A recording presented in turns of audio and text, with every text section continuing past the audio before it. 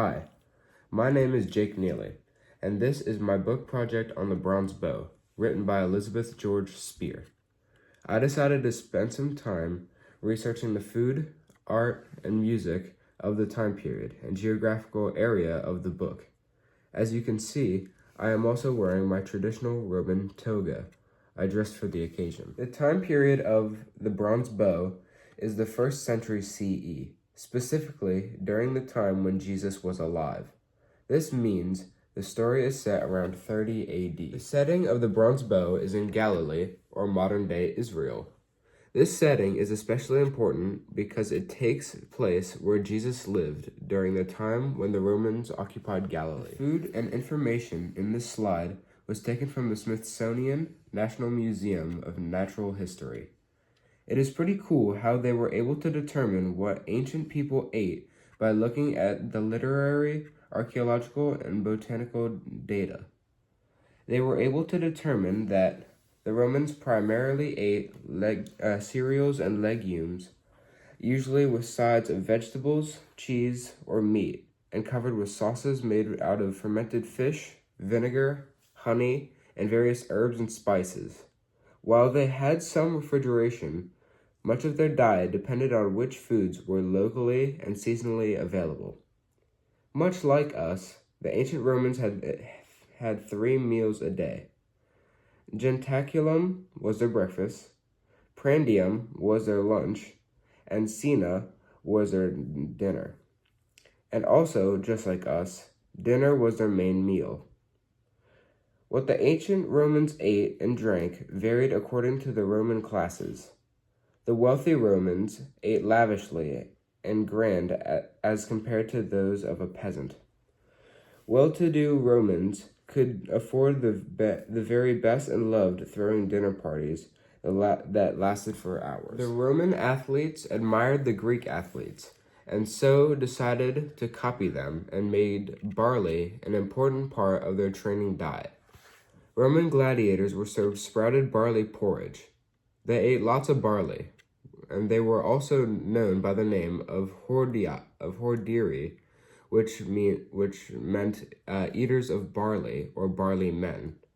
Barley is a rich source of carbohydrates and helped the gladiators gain weight and maintain a spectacular physique to please the crowd. Roman art also encompasses a broad spectrum of media, including marble, painting, mosaic, gems, silver, bronze work, and terracottas, just to name a few.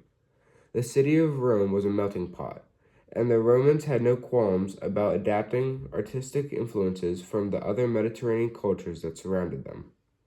Contrary to what we believe today, the ancient Romans believed that a copy of an artwork was not worth any less value than the original. The relief shown above is from the Ara Passi Auguste, a marble monument dedicated in 9 BCE, depicting a ceremonial procession of the Roman imperial family, showcasing figures like Augustus, Livia, and their children, signifying the peace and stability brought by the Augustan era. It is considered one of the finest examples of Roman sculpture and portraiture. The Augustus of Prima Porta is a full-length portrait statue of Augustus, the first Roman emperor, created in the 1st century AD. The Augustus of Prima Porta was made at the end of Augustus's life, yet he is represented as youthful, idolized, and strikingly handsome like a young athlete. And just like how the Romans copied the Greeks with respect to feeding barley to their athletes to make them big and strong, the Romans also copied the Greeks' art as well.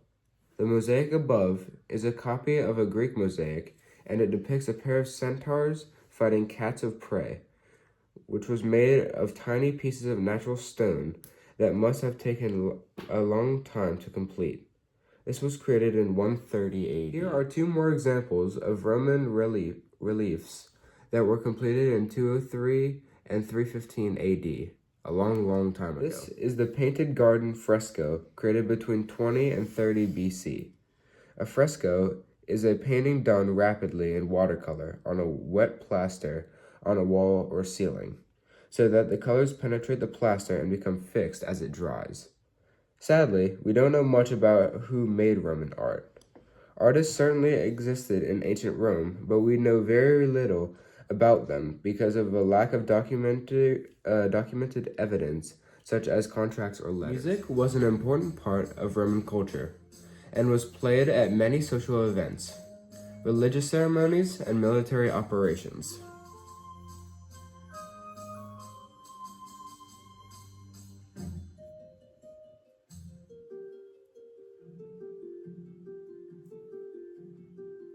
Lastly, this is the list of websites that I used for this project. Have a good day.